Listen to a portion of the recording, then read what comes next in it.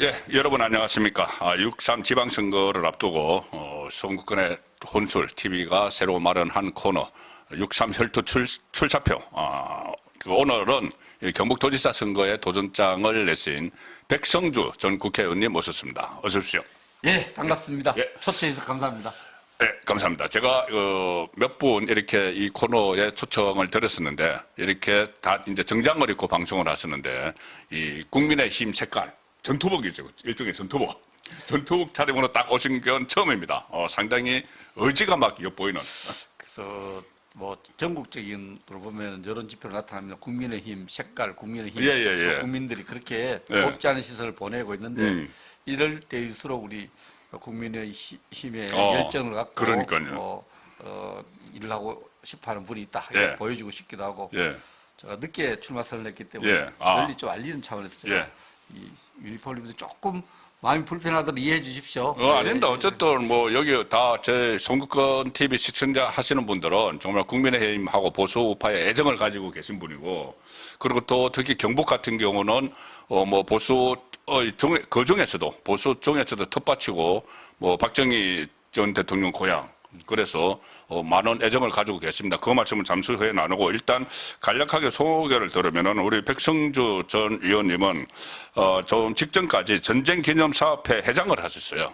전쟁기념관장도 겸하시는데 그리고 얼굴이 아마 낯이 익었을 겁니다. 그 전에 국방안보 전문가 그리고 정치학자 또 국회의원을 지낸 정치인으로서 그때 방송도 여러 번 많이 출연하셨죠. 예. 방송도 많이 출연하시고 얼마 전까지도 방송을 출연하셨고 또 그 전쟁기념사업회 회장 공직을 맡기 전에 국회의원 구미에서 국회의원 하실 때도 많은 방송을 출연하셔서 이 좀 대중적으로 좀 인지도도 있으시고 합니다.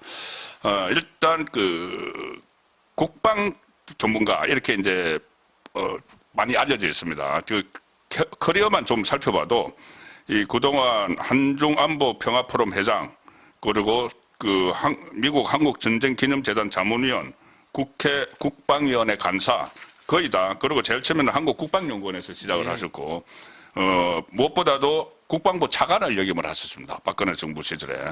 그리고 정치권에서는 새누리당 경북도당위원장을 하셨고 경북 구미시갑에서 자유한국당 소속으로 국회의원을 역임을 하셨습니다. 20대 국회 때. 자, 이런 여러 가지 보면은 주로 이제 국방정책 전문가시고 최근에도 전쟁기념사업 회장을 하시는데 국방 정책을 연구를 하시고 또 정치를 하시고 하시다가 경북 도정을 내가 한번 이끌어 보겠다 하신 그렇게 결심을 하신 그러니까 일종의 출사표죠. 결정적인 계기나 아니면은 앞으로 경북도를 어떻게 만들겠다. 그 포괄적으로 한번 말씀을 해주시죠. 예, 제가 지금까지 맡고 봉사했던 직책만으로도 정말 감사를 드려야 되고 또 만족해야 되고 자족해야 되고. 아니 별 말씀을 요즘 계속 그 노하우가 있어 노하우를 계속 살려나가야죠. 왜 이 지금 경북도지사 선거에 나서게 됐느냐? 예. 두 가지 이유입니다. 첫째는 계속 일을 하고 싶었습니다. 예. 끊임없이 예. 저는 뭐 운동을 통해서 체력을 관리하고 또 늘 열정적으로 정책을 준비한 입장에서 그러한 체력을 바탕으로 제가 설계하고 구상한 정책을 경북도정에 접목시키고 싶었다. 일하고 싶다. 네, 일하고 싶다. 예. 둘째는 노하우를 많이 가지고 계시고 경력이 있으시니까. 둘째는 약속을 지키고 싶다. 약속이 있었습니까? 무슨 약속했냐? 무슨 약속? 이 부분에 대해서 궁금해하는 분이 많은데 예. 제가 그 학자로 또 차관을 마치고 정치에 입문을 2015년 12월 16일 2시에 했어요. 시간까지. 눈발이 날리는 박정희 대통령이 생가에서 예, 맞습니다. 저도 기억나요. 대통령의 정신을 계승해서 정치를 통해서 예. 고향과 대한민국에 봉사하겠다 약속을 했는데 예. 그 약속을 지켜야 되겠다는 생각을 늘 갖고 있었어요. 그래서 제가 그 이후에 또 여러 가지 일을 했지만 그러나 마음에는 늘 정치를 통해서 봉사했다는 약속을 지켜야 되겠다는 생각을 가졌는데 이참에 제가 그 초심을 갖고 또 그런 약속을 지키는 차원에서 출마했다고 말씀을 드리고 싶고요. 제가 사실 구미에 2015년에 이사를 가서 아직 저 주소는 늘 구미에 있었습니다. 아, 예, 예. 거기에 예. 조그만 경북의 그 발전을 위한 연구소도 조금 갖고 있었고 아, 예. 그런 측면에서 그러한 꿈을 가지고 있었고 그런 약속을 잊지 않았고 약속을 지킨 차원에서 제가 출마를 결심했다 이렇게 말씀드리겠습니다. 그러니까 그 박정희 전 대통령 이제 생가에서 그 이런 결심을 굳히신 거예요. 그렇습니다. 2015년 박정희 대통령 생가에서 고향 그리고 고향 이제 경북이죠. 경북 대구 구미 예, 경북을 경북하고 대한민국 발전을 위해 헌신하겠다고 약속을 한 것을 계속 이제 지켜나가는 차원에서 정치도 하셨고 예. 또 공직도 맡으셨는데 결국 그렇다면 그것은 박정희 전 대통령과의 약속이죠.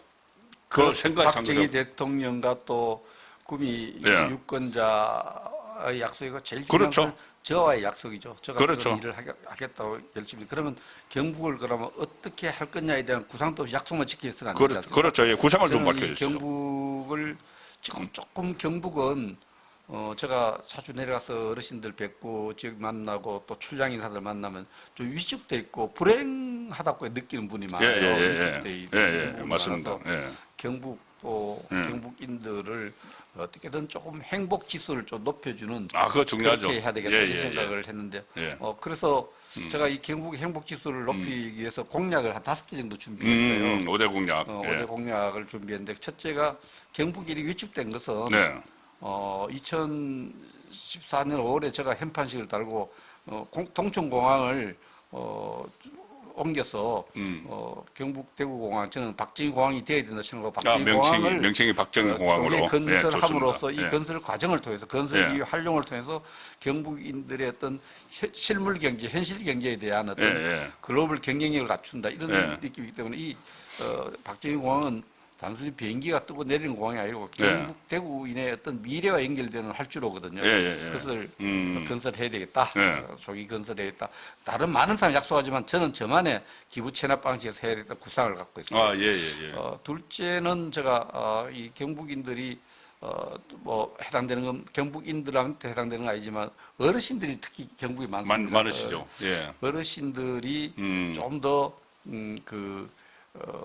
걱정하는 부분이 의외로 장래 예식에 대한 걱정이 많아요. 예. 말씀은 직접 안 하시지만 예, 말을 안 하지만 굉장히 우리 자손들에게 우리 자녀들 잘해주겠지 예. 이웃이 잘했지만 그러나 대가족 제도가 예. 해체되고 이웃 관계들이 이렇게 손상돼 이런 부분에서 전통과 다른 자손들에게 부분에서 또 부담을 줄까. 이분들 생각해 보면 우리가 지금 출산 장려금 많이 주잖아요. 그렇죠. 그 부분만큼 이분들이 평생 나라를 위해서 세금도 내고 일을 많이 했지 않습니까? 이분들에서 그렇네요. 그 재정적으로 도움을 주는 차원을 떠나서 예. 어르신들이 예우를 위험 하고. 있게 예. 장례식을 맞을 수 있도록 그렇죠. 예우하는 그 장례식 지원을 제가 하는데 그렇게 많은 예산이 들지도 않아요. 경북에는 1년에 한 2만 5천여 명 어르신들이 돌아가시는데 예. 그분들 그거 위한 다 어떤 연구를 하셨네요. 정책을 좀 잘 만들어서 해야 예. 되겠다. 셋째는 경북이 위축된 이유가 예. 좀 어때 있냐면 경북은 주로 농업 인구가 많고 농업 관련 인구가 많지 않습니까? 예. 또 농지를 많이 갖고 있는데 절대 농지를 갖고 있는 특히 절대 농지라면 농업진흥 지역이죠. 예. 이 부분은 취득에도 제한이 되고 사용에도 제한이 되는 거예요. 절대 농지제도.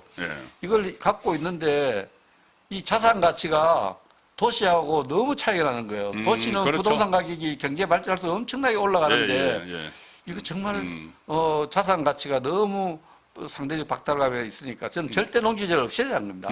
절대 농지제도를 확 바꿔서 우리 경북도 도민들, 농민들이 갖고 있는 자산 가치를 확 돌려서 자신감을 좀 회복시켜줘야겠다.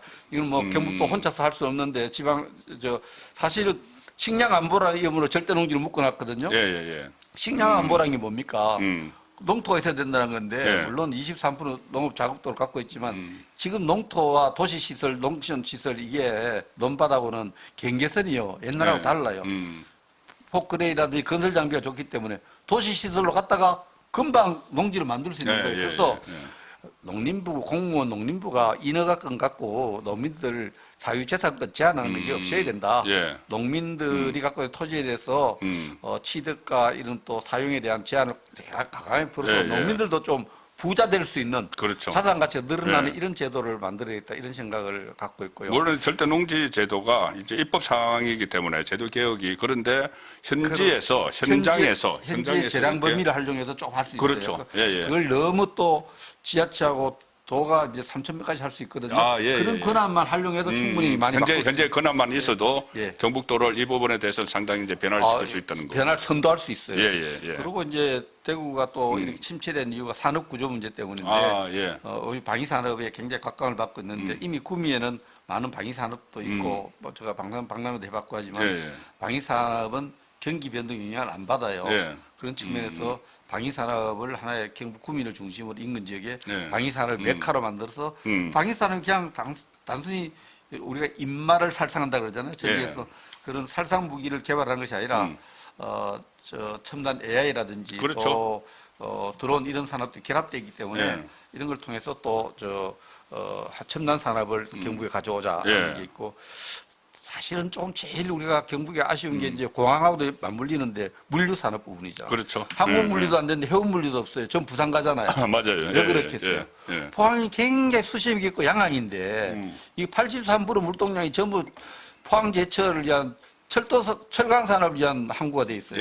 종합 물류학으로 바꿔야 경북의 해운 물류 산업이 일어나는 거예요. 그래서 해운 물류 산업도 일으키고 이렇게 해서 경북의 산업 구조를 좀 더 발전시켜서 경북의 어떤 여러 가지 활력을 찾아야 경북인 전체가 좀 위축되지 않고 또 대한민국의 하나의 그 발전의 중심이었던 것이 그런 자부심을 회복할 수 있다고 생각을 합니다. 그래야 행복해지지 않겠습니까? 그렇습니다. 그래서 행복 경북 건설 5대 공약을 이제 제시를 하셨는데, 바로 직전까지, 며칠 전까지 전전기념사업회 회장을 하시면서 공직에 계셔서 이제 늦게 출마를 선언을 하셨는데, 그렇습니다. 그래도 준비는 다 하셨네요. 제가 이거 쭉 보니까, 자, 포항항, 종합물류항 전항, 이것은 이 경북 동부권 발전 전략, 구미 K방산산업육성은 경북 중부권 발전 전략, 그 다음에 절대농지 제도 개혁은 경북 북부권에 좀 많이 필요한 거. 그렇습니다. 그리고 어르신 장례비 지원 그 확대.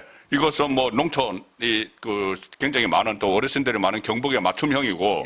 박정희 공항 조기 착공. 이게 조기 착공하는 것도 그렇지만은 명칭을 박정희 공항으로 붙인다는 게. 왜냐하면은 지금 호남 통합공항 그 추진을 빨리 하잖아요. 막 정부에서 막 지원을 해가지고 무한하고. 거기를 김대중 공항으로 한다는 이야기가 지금 나왔거든요. 저는 그거 해줘도 된다, 해줄. 그렇습니다. 양쪽에. 외국에 가면 케네디 공항, 뭐 더굴 공항. 얼마 전에 돌아가신 레이건 공항, 다 있습니다. 더굴 공항. 요즘 전쟁하는 이스라엘 또 벤구리온 공항. 그런 외국에도 역사적 공적을 기리고 또 공간은 다 없는 데가 어디 있겠어요. 공적을 기리고 또 추모하는 마음을 담아서 공항 이름을 그렇게 달고 그렇게 많이 합니다. 그래서 이름을 그렇게 붙이는데 박정희 공항도 당연히 그뭐 절차도 제가 다 파악했어요. 지역에 절차가 준비 많이 하신 것 같아요. 지역에서 지역의 지방위원회를 통과하면 국토부에서 항공심의위원회를 하도록 하는데 이거 충분히 할 수 있고 해줘야 됩니다. 국민이 원하면 해줘야죠. 도민이 원하면. 그러니까 박정희 대통령 생각에서 정치를 시작을 했기 때문에 지금 어쨌든 이제 박정희 정신 이런 것도 계속 그 경북의 경북 발전의 이제 그 기치로 이렇게 그 삼으실 텐데 이런 것은 어떻게 보면 굉장히 상징적이 되는 거죠. 박정희 정신 제가 한마디로 어떻게 정리하십니까? 박정희 지난해 10월 26일에 현충원에서 박정희 대통령께 바치는 헌정사를 제가 했습니다. 장동혁 국민의힘 장동혁 대표가 한 4분 하고 제가 12분 했어요. 그때 박정희 정신 한마디로 제가 하면 되고 할 수 있다는 어떤 캔두 이데올로기, 캔두 정신 이렇게 정리했는데 캔두. 그러니까 먹고 사는 문제만 해결하는 게 아니에요. 모든 분야에 K문화 또 국방산업 모든 분야에 했는데 그것을 하면 되고 할 수 있다는 정신이에요. 지금 가장 중요한 것이 침체됐을 때는 다시 복원할 수 있고 다시 올라갈 수 있다는 이런 자신감이 필요한 거예요. 그렇죠. 경북에 가장 필요한 것이 박정희 하면 되고 할 수 있다는 거예요. 좌절이 아니라 열정이고 의지입니다. 그런 부분에 대해서 제가 박정희 정신을 강조하는 겁니다. 그러니까 지금 저희들이 말씀하셨다시피 뭐 그 K 뮤직, 뭐 K 뭐 문화 뭐 여러 가지 K 팝 많이 하는데 박정희 전 대통령의 새마을 정신이 K 그 새마을 정신 같아요. 제일 처음에 전 세계에 전파가 되고 있잖아요, 지금. 전 세계가 아프리카 국가들이 다 배우려고 그러니까요. 하고. 근데 그게 원료네. 우리 국민들 지금 뭐 캐던 열풍 나오고 K 예, 나오고 예, 예. 노벨 문학상 나온 게 예. 그게 그냥 떨어진 줄 알아. 아. 아니에요. 그때 예. 그 우리가 근대화 산업화를 할 때 박 대통령이 학자들의 자문을 구해서 결심한 것이 정신문화원을 만든 거예요. 성남에. 예, 예. 정신문화원에서 뭘 했냐. 조선왕조실록 같은 공문서 모든 것을 우리가 번역 작업을 예, 예. 하고 예. 한국의 정체성을 살리는 철학을 만들고 한국인의 어떤 여러 가지 정체성을 확립하는 연구를 했는데 그것이 결국 어디로 연결됩니까? 그것이 지금 전부 우리 문화 컨텐츠가 된 거예요. 그렇죠. 그래서 지금 K문화가 왕성하게 예, 예, 발전하고 예, 있는데 예. 그런 부분은 예. 우리가 높이 우리가 잘 살펴봐야 예. 되고 캔두 정신 정말 중요합니다. 그렇네요. 그러니까 K 문화의 본향도 경북이네 보니까. 캔두입니다. K 캔도. 예. K 캔도. 예. 이런 여러 가지 조건이 예. 험악한 데서 대한민국을 이렇게 만든 데는 그렇죠. 우리 국민에게 할 수 있다는 신념을 심어준 예, 거예요. 예. 신념을 심어줬고 실천을 했고, 예. 이제 그 정신을 계속 개성을 해서 우리 그 백성주 예비 후보 등록하셨죠. 예. 예비 후보님이 경북 도정을 이끌어 보시겠다. 그 결심을 하셨는데, 그런데 이제 국방부 차관을 지냈었는데, 국방부 차관은 박근혜 정부 때 국방부 차관 지냈었잖아요. 그렇습니다. 그리고 박근혜 그 당시 대통령이 당선됐을 때 그 대통령직 인수위원회에서도 외교 국방 통일 전문위원으로 활동을 하셨어요. 그래서 박근혜 전 대통령께서 굉장히 신뢰를 하시는 그런 그 분으로 저도 알고 있는데 이번에 뭐 출마 결심할 때 보고하셨어요. 뭐 정식으로 보고하신 건 아니지만은 보고를 예. 하고 의논할 그런 치는 안 했고요. 네. 또 그럴 여건도 아니고. 근데 제가 그 서신을 통해서 보고 네. 저 출마 의사를 알려드렸고 네. 또 간접적으로 박근혜 대통령과 자주 뵙는 분들을 통해서 네. 저의 의지를 전달함으로써 충분히 또 어디서 출마 의사가 알려드렸습니다. 예. 제가 만난 적은 있어요. 많은 분들이 박근혜 대통령이 다른 분들을 안 만난다. 네, 예. 이렇게 말씀한 저는 틀린 이야기입니다. 저도 그 이야기 들었어요. 예. 저는 10월 또 가을 10월로 제가 말씀드리겠습니다만 예. 박근혜 대통령을 지근거리에서 또 비서실장으로 또 예. 장관으로 수석으로 모신 분들을 대통령께서 초청해서 이렇게 그동안의 수고에 대해서 예. 감사도 표하고 또 오신 분들 모두하고 개별적 대화도 나누고 예. 제가 초대 받았습니다. 예. 국방 차관한 것을 초대를 받았고 예. 일부의 정치인데 자꾸 대통령이 사람들을 안 만나고 그렇게 한다는데 제가 저 알고 있기로는 대통령과 같이 일했던 분들 예. 또 힘들었던 분들 대통령이 지가 전부 그룹별로 만나서 예. 이렇게 격려해주고 예. 또 활발하게 소통하고 있는데 예. 본인이 안 만난 분들 자꾸 부정적인 못 만났으니까. 못 만나니까 못 부정적으로 만났으니까. 내뿐만 아니라 아무도 안 예, 아무도 안 만난다. 만나. 이런 말은 틀린 말입니다. 예. 틀린 말이고 예. 대통령님은 그런 면에서는 그 이전에 같이 일했던 분들을 예. 그룹별로 만나서 소통하고 의견도 듣고 또 나라 걱정하는 일을 계속 하죠. 예. 그래서 나라 걱정해서 단식 장동혁 대표 그러니까, 단식한테 간 거죠. 예. 그거는 뭐 조금 더 덜도 그 나라 예. 걱정하는 마음에 당을 걱정하는 마음에 예. 전직 당 대표로서 또 우리 당의 대통령으로서 예. 그런 모습인데 자꾸 예. 이것을 다르게 해석하면 안 됩니다. 그러네요. 예. 정치 활동하고 계신다 저는 그렇게 보고 있습니다. 예, 그러니까 특히 최근의 전국 상황, 이재명 정권 들어서 이렇게 어떻게 보면은 이거 저의 개인 생각입니다. 박정희 전 대통령 시대에 이렇게 쌓아놓은 거 있지 않습니까? 대한민국의 정체성이나 어떤 국가 기반 이것들을 좀 하나씩 허무는 것 아닌가? 이재명 정권 들어서. 그렇죠. 지금 그런 부분 걱정하는 부분이 많습니다. 예. 근데 박근혜 대통령은 정말 나라 걱정에 대해서는 예. 제가 이 에피소드를 한번 말씀드릴 것 같은데요. 예. 뭐 저와 같이 일했던 부분은 이제 회고록에도 중국 그 방공식별구역 문제 나왔지 않습니까? 예, 예, 우리 예, 방공식별구역을 확대할 때 예. 새벽 6시에 음.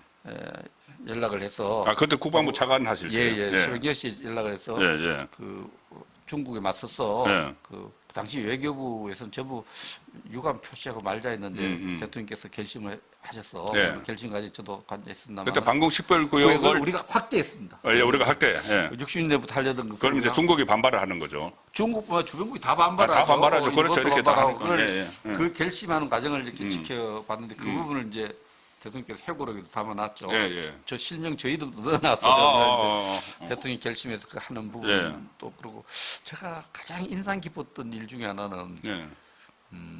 오늘 처음 언론에 이야기한 예. 건데 예. 새벽 2시에 예. 그 당시 안보 수석이 돌아가시는데 주철기 수석께서 2시에 아, 전화를 익숙하네요. 예. 전화를 했어요. 새벽 2시에. 예, 예. 새벽 2시에 차관한테 전화를 예, 해서 예, 예. 안보수석이. 네, 예. 그래서 뭐라고? 뭐라고 하냐면 예. 내일 대통령께서 예.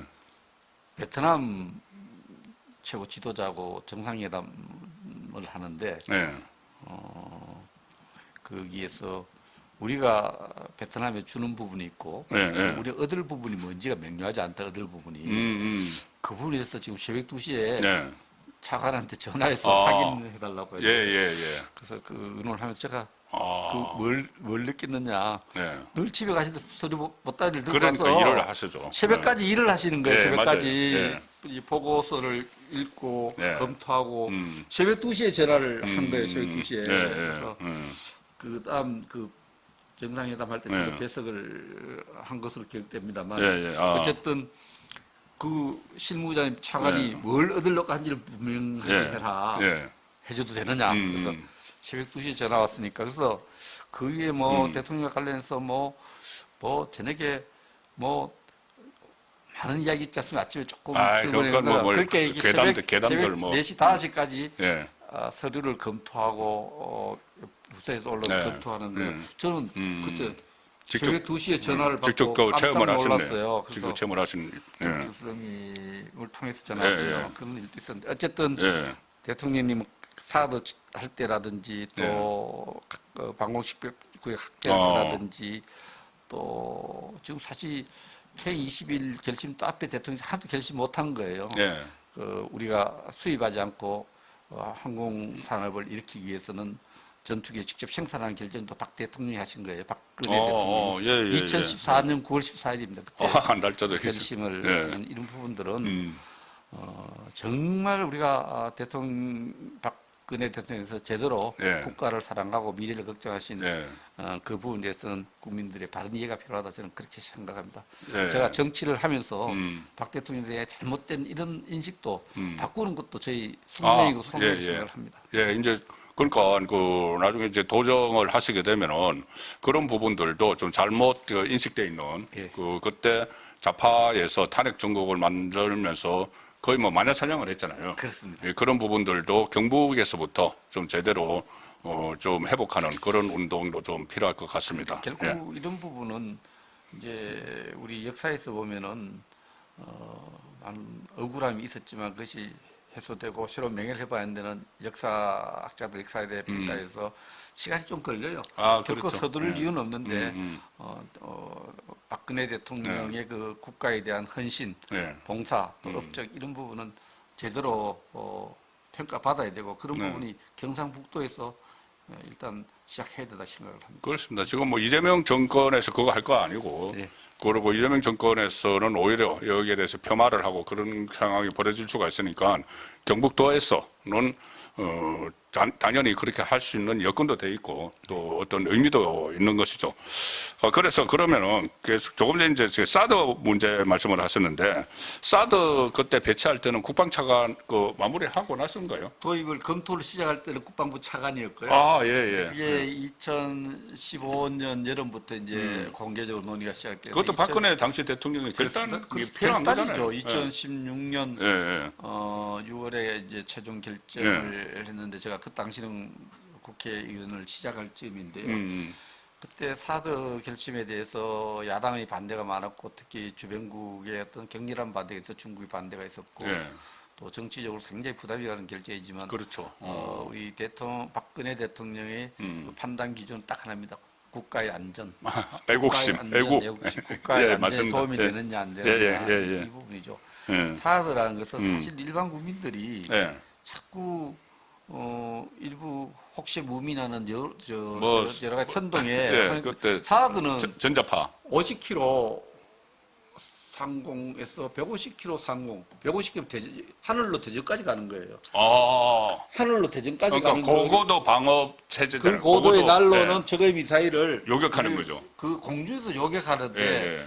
레이더가 하나 있고 예. 6대의 그 발사대가 있고 예. 그 한 48대의 그 미사일이 있는 거예요. 요격 미사일이 있는 체제인데 차지하는 면적이 크지도 않아요. 그런데 그걸 만든다니까 성주 사드 기지 만드니까 그때 난리 났잖아요. 계단 빠뜨리고. 벌에 영향을 줘서 처음에 그 참외가 안 열린다고 예. 좀 있으니까 또 애를 못 낳는다 하다가 나중에 집값 떨어진다다가 지금 하도 검증되지 않은 주장인데 예. 그 사드 배치를 국가 안전이 더 필요하다는 결심하에 외교적 부담, 국내 정치적인 많은 손실을 감당하면서 단호하게 결심하는 과정도 제가 눈여겨봤습니다. 그러니까 그 사드 배치도 정말 그 어떤 국가안보 애국심만 우선을 해서 했고, 그거를 두고 그때 좌파 단체에서 지금 이재명도 그때 반대했습니다. 사드 배치 반대하고 했는데, 그 사드가 요새 그 화두에 올랐어요. 뭐냐면은 오늘 조선일보도 보시면은 성주 사드도 중동으로 간다. 이게 이제 이란 전쟁이 터지니까 거기서 이제 그 전략 자산들을 주한미군에서 막 빼내는 거예요. 이거 큰 걱정 아닙니까? 사드가 개발 비용이 얼마쯤 들었을 것 같아요? 저야 뭐 상상조차 못하죠. 100억 달러 정도 들었어요. 100억 달러? 예, 그러니까 10조 정도 들었는데 트럼프 대통령이 처음에 대통령이 돼서 그 100억 달러 개발한 사드가 어디 있느냐. 그러니까 저 한국에 가서 구박받고 있다 그러니까 한 년도 없고 그러니까 그래서 방위 완전히 분담금 올리자 이런 논리가 되었다는 이런 주장도 그래 방위비 올려야 된다. 그런 이야기가 있습니다만은 이 사드를 이제 우리 그 북한이 그 뒤에 핵과 중장거리 미사일을 개발하고 또 고각도 발사, 고각도 미사일 개발을 이렇게 할 때 우리 안전에 상당히 버팀목이었는데 그렇죠. 사드를 중동의 상황에 맞춰서 이제 요격 미사일 체계겠죠. 레이더는 아니고 레이더 발사대를 두고 이제 요격 미사일을 좀 빼간다 이렇게 하니까 또 걱정되잖아요. 그러니까 그 반대했던 사람들이 또 그러면 잘 빼간다고 막 박수 치는 게 아니라 왜 또 우리가 허락 없이 빼가는 자꾸 주장을 하니까 아무튼 사드와 관련해서 박근혜 대통령의 그 명쾌하고 분명한 결심 과정들은 정말 국가 안보만을 잣대로 이런 걸 판단할 때 복잡하면 안 돼요. 국내 정치나 그렇죠. 정치나 대외관보다 우리나라의 이익이냐 이익이 안보에 아니냐. 도움이 되느냐 안 되느냐 그렇죠. 판단해야 되는 거죠. 그런데 지금 이재명 그 정권은 완전히 정반대의 인식을 가지고 있는 것 같아요. 주한미군 자체를 뭐 점령군이라고 이야기를 했고, 어제 이재명이 뭐라고 했냐면은, 이제 우리 그 국방 전문가시니까, 지금 이 사드하고 패트리어트 미사일 그 방어 체계도 지금 나가고 있어요. 그걸 이제 중저고도죠. 중저고도. 40km 이내. 사드는 고고도고. 자, 그런데 이게 또 지상군이 나갈 가능성도 있다. 왜 그러냐면은 저번에 이라크 전쟁, 2004년에 이라크 전쟁 났을 때 주한미군 1개 여단이 빠져나갔어요. 3,800명 빠져나갔는데 복귀를 안 했습니다. 그래서 자연적으로 감축이 돼버렸다. 주한미군이. 그런 우려들이 나오는데 이재명이 뭐라고 했냐면은 북한, 미군이 자기들 전략 자산 빼나가는데, 우리가 지금 반대를 했지만은 뭐 방법이 없어. 그거는 본인이 무능력해서 미국하고 협상 능력이 없어서 그렇다 치는데, 저는 결정적으로 그거 빠져나가도 우리 안보 체제에 영향이 없다는 식으로 이야기를 했거든요. 진짜 영향이 없습니까, 그게? 영향이 있죠. 상징성이 있고 여러 가지 메시지가 있는 거죠. 미국이 트럼프 정부 들어서서 이기 트럼프 정부 들어서 결국 한국의 안보는 한국이 더 많이 책임져라. 재래식 전쟁은 재래식. 만약에 북한이 핵을 사용하면 그때 우리 돕겠다 이런 식이기 때문에 그 지금 트럼프의 어떤 대한반도 전략 군사 정책이 많이 바뀌고 있는데 사실 지난 2월 18일 심각한 일이 하나 벌어졌어요. 뭐죠? 서해에 미군기가 훈련을 갔는데 예. 중국군 방공식별구역이 그 사실은 미국이 인정하지 않은 선이거든요. 예. 그래서 미군기가 훈련 목적으로 가니까 중국은 중국의 권리에서 또 거기 중국 전투기가 떴죠. 대치하고 있죠. 예. 대치하고 있는 거는 정상적으로 있을 수 있어. 늘 있는 일이에요. 예. 우리 방공식별구역 중국 병이 우리 전투기 대치하고 일본 전투기 대치하고 이 상황에서 정말 있을 수 없는 일이 벌어진 것이 그렇죠. 우리 국방부 장관하고 합참의장이 미군 사령관한테 전화를 했어요. 전화해서 그 훈련 빨리 중단하고 한반도 주변 상황을 위기로 시킨다. 그러면 이 자체가 심각한 문제잖아요. 왜냐? 중국 비행기가 또 중국 전투기가 미군 전투기 훈련 중인데 우방국의 전투기에 대해서 한반도 긴장이 조성시킨다. 많이 들어본 거 아니에요? 그러니까. 미군이 훈련하면 한반도 긴장 조성시킨다는 건 늘 북한이 하는 이야기잖아요. 그렇죠. 중국이 하는 이야기고. 북한이 대남 방송. 북한하고 대신해서 우리 국방부 장관과 합참의장이 이야기를 했는데 그 중국 격도 안 맞아요.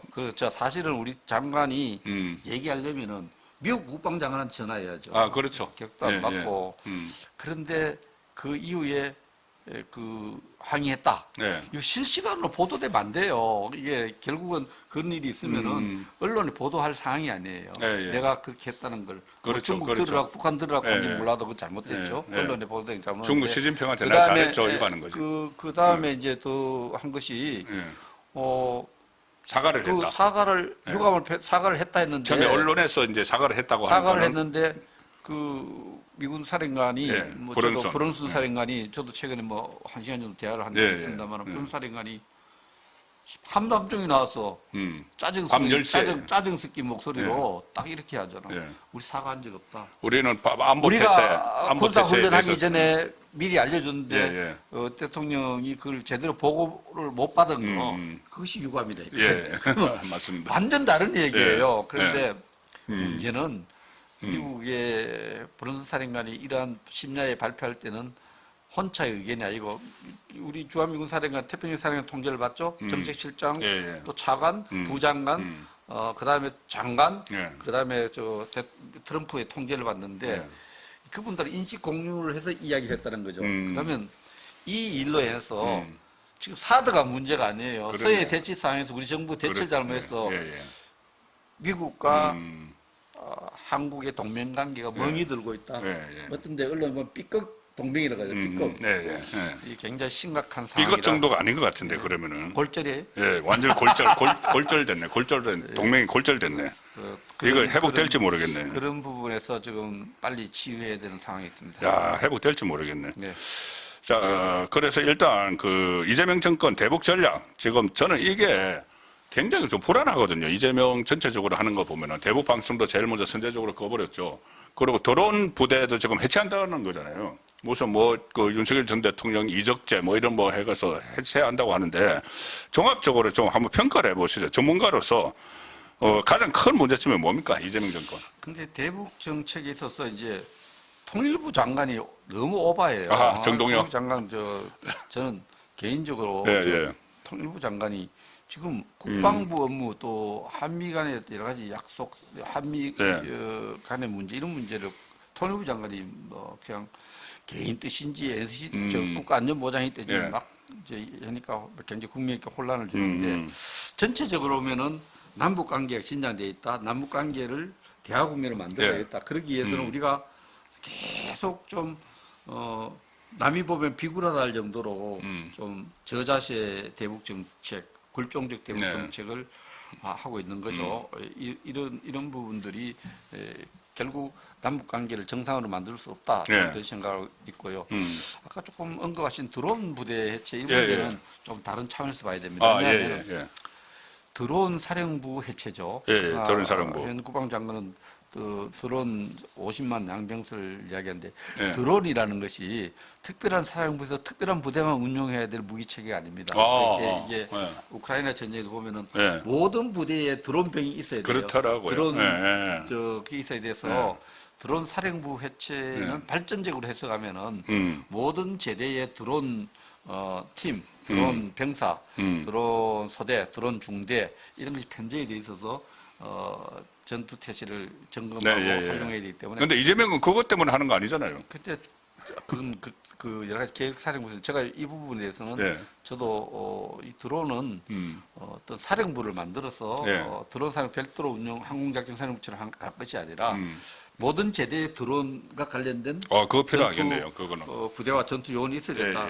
그런 차원으로 그거는 봐야 될 것 같아요. 그런데 이제 그런 차원은 완전히 좀 바람직한 건데 지금 언론 보도 나오는 거나 아니면 이렇게 그 보면은 그때 김용대 그 드론 사령관 그때 뭐 구속시키려고 막 했잖아요. 그하고 관련 없이 이 문제는 저도 소실을 갖고 이야기를 했어요. 앞에 정부에서도 드론은 드론 사령부로서 운영해야 될 것이 아니라 각급 제대에 다 드론이 있어야 되고 각급 지휘관도 드론 교육을 받아야 돼요. 기본적으로 이게 컴퓨터 교육처럼 문서 작업하는 걸 할 수 있는 것처럼 드론을 운영할 수 있는 능력을 갖춰야 됩니다. 모든 교과 과정에 드론 교과가 들어가야 되고 모든 병사들이 드론을 좀 다룰 수 있어야 되고 그 안에서 드론을 잘 다루는 요원들이 있어야 되고 드론 부대 운용에 대한 어떤 큰 틀의 변화가 필요하다. 그런 차원으로 해석하셔요. 그런 차원으로 너무 자꾸 나쁘려고 끝까지 그렇게 해야 되니까. 그거는 꼭 필요한 거네요. 그러니까 드론 사령부 해체는 발전적 어떤 발전적 해체. 인공 완성 체제로 바꾼다. 역시 전문가시니까 이렇게 이제 그 언론에서 그 표피적으로 보도되는 것하고는 좀 다른 시각에서 말씀을 해주셨습니다. 굉장히 중요한 부분인 것 같습니다. 어쨌든 이재명도 그런 각 제대의 그러니까 사령부를 발전적으로 해체해서 각 제대 이제 작전을 전개할 때마다 드론이 필요하니까 그 차원에서 이거를 했으면 좋겠는데 또 정치적인 차원에서 한 게 아닌가 해서 좀 논란이 있는 겁니다. 뭐 시간이 다 됐으니까는 경북도지사 관련해서 이제 경북도지사 출사표를 던졌었으니까 뭐 다른 부분보다도 혹시 역대 경북도지사 중에서 롤 모델이 있었습니까? 한 분만 이야기하면 다른 분 서운해하실지도 모르기는 한데. 이제 마치 이제 행정 통합에 대해서. 행정 통합. 그 부분을 먼저 좀 말씀드리죠. 지금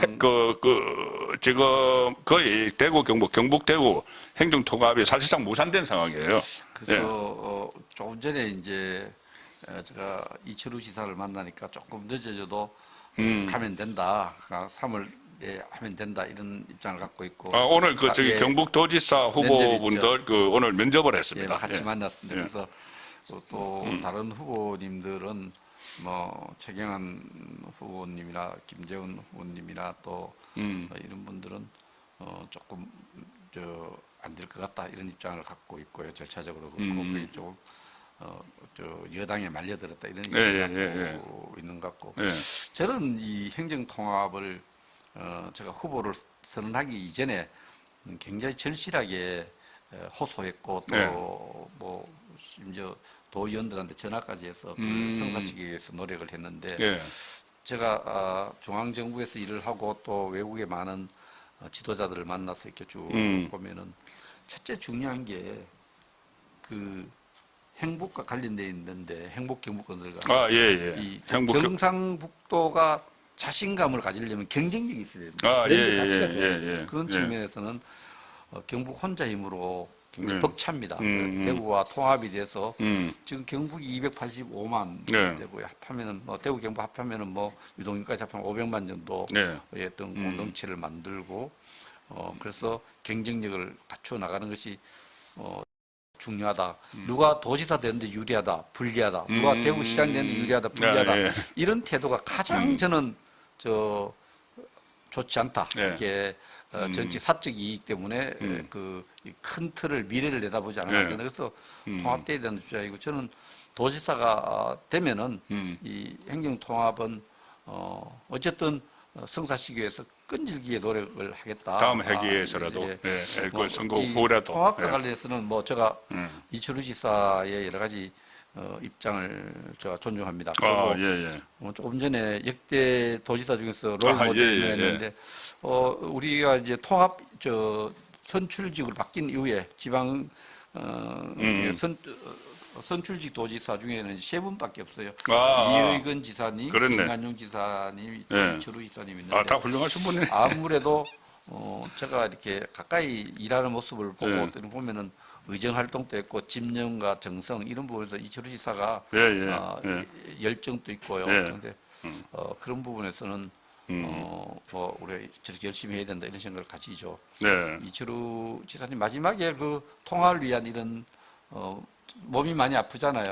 여러 가지 건강이 좀 안 좋고 여러 가지 어려운 상황에서도 통합을 위한 어떤 이런 모습과 노력들은 저는 굉장히 저하고도 통합의 생각이 같잖아요. 그래서 저는 그 점을 존경합니다. 알겠습니다. 제가 질문해놓고도 제가 생각을 해도 그 직선제 되고 나서 이건 지사님, 김관영 지사님, 그리고 이철우 지사님 다 훌륭하신 분인데 제가 괜히 질문을 드렸는데 아니요, 어쨌든 그 세 분의 이제 장점을 네. 장점을 다 채하셔가지고 예. 이렇게 아주 도정을 멋있게 이끌어갈 수 있는 그런 그 계획을 잘 짜시면 좋겠습니다. 자, 이 마무리 말씀을 좀 들려주시죠. 뭐 지금 경북도 도민들에게 또 우리 그 지금 시청자분들께 마무리 말씀을 각오를 좀 들려주시고. 예. 그 도지사를 하는 데는 제가 제일 중요한 것이 열정이라 생각합니다. 네. 열정, 도를 발전시켜서 경상북도를 좀 더 우뚝 서게 하고 또 도민들이 행복하게 열정이 있어야 된다고 생각합니다. 그 열정을 뒷받침할 수 있는 체력도 중요합니다. 네, 그렇죠. 체력과 열정, 또 이것을 하루아침에 모든 경험을 할 수 없는데 의정활동 경험 또 차관으로서 제가 종합행정을 하는 경험 또 학자로서 학자는 남의 이야기를 많이 들을 수밖에 없습니다. 남의 글을 많이 읽고 많이 학자로서 남의 이야기를 또 다른 전문가 얘기를 많이 들었던 이런 경험 이런 것을 가지고 또 뚝심도 좀 있어야 되겠습니까? 그럼 촌놈입니다. 촌놈이 여기까지 올 때까지 가졌던 뚝심 이런 것을 결합시켜서 저한테 심부름 시켜주시면은 제가 도를 한 단계 발전시키겠습니다. 네. 도를 발전시키는데 도에 조금 안타깝게도 우리 도민들은 인정할지 안 할지 모르는데 도에 우리가 또 바꿔야 될 문화가 있어요. 그 첫째 제가 오케이 그 계속 발전시켜야 될 문화가 있고 예, 그렇죠. 어느 지역이나 그렇죠. 아웃시켜야 될 문화. 예. 이제는 경북에는 뭐 경북에서만이라도 세대 교체 주장 이거 아웃시켜야 됩니다. 이거 세대 교체, 세대 교체 편가르기다. 아웃시켜야 됩니다. 그렇죠. 세대 갈라치기지. 어떻게 보면. 갈라치기인데 그거 안 됩니다. 예. 그리고 이제 세대 공존 이렇게 공존. 노인, 장년, 또 청년까지. 아우르는 세대 공존 문화를 만들어가야 되고 그리고 예. 이 경북에는 헬년 지연 학연에 따라서 끼리끼리 문화가 너무 많아요. 잘 그래서 알죠, 행복 저도. 지수를 낮추기 때문에 예. 끼리끼리 문화 청산하고 이제 취미를 중심으로 마라톤이든 뭐 파크 골프든 이런 취미 공동체를 봐서 행복 지수를 좀 높여 가야 된다 이런 생각을 가집니다. 그래서 우리가 또 도에 좀 관리자 옛날 사또 문화 있잖아요. 사또 문화. 이게 그런 관리자와 마치 뭐 주종관계처럼 돼 있는. 그렇게 상하 문화 이런 문화를 완전히 바꿔야 됩니다. 그래서 이게 수평적 문화로 바꿔야 되는데 도와 지자체의 관계도 마찬가지예요. 도청하고 지자체 협력 관계를 바꿔야지. 그렇죠. 뭐 산하기관 지자체 이렇게 보면 이제 수평적 문화로 좀 바꿔야 되고. 도하고 시군 관계. 개서제 이런 문화들, 계급적 문화들 이렇게 좀 바꿔야 됩니다. 그리고 패배감 떨쳐버려야 됩니다. 우리 캔두 정신. 패배감 대신에 하면 되고 할 수 있다는 캔두 정신은 오케이. 패배 정신 아웃. 세대 기초 주장 아웃. 세대 공존 오케이. 헬지연 공동체 헬렌지연 아웃. 그리고 저 취미 공동체 오케이. 그렇죠. 이런 문화를 서번트 정신 오케이. 사또 문화 아웃. 해가지고 오케이 아웃 문화를 좀 만들어서 좀 경북의 좀 진취적인 문화를 만들어 가야 되겠다. 제가 앞장서겠습니다. 알겠습니다. 제가 그런 면에서 발품 팔아서 제가 솔선수범해서 이런 문화를 바꾸는 데 앞장서겠습니다. 행복 경북 건설 5대 공약을 제시하셨고 5가지 오케이 정신도 강조를 하셨습니다. 2015년에 박정희 대통령이 생가에서 정치를 시작하면서 고향과 대한민국 발전을 위해 헌신하겠다고 약속한 그 약속을 지키기 위해서 경북도지사 선거에 출사표를 던지신 백성주 전 국회의원님 모시고 말씀 나눴습니다. 고맙습니다. 예, 감사합니다.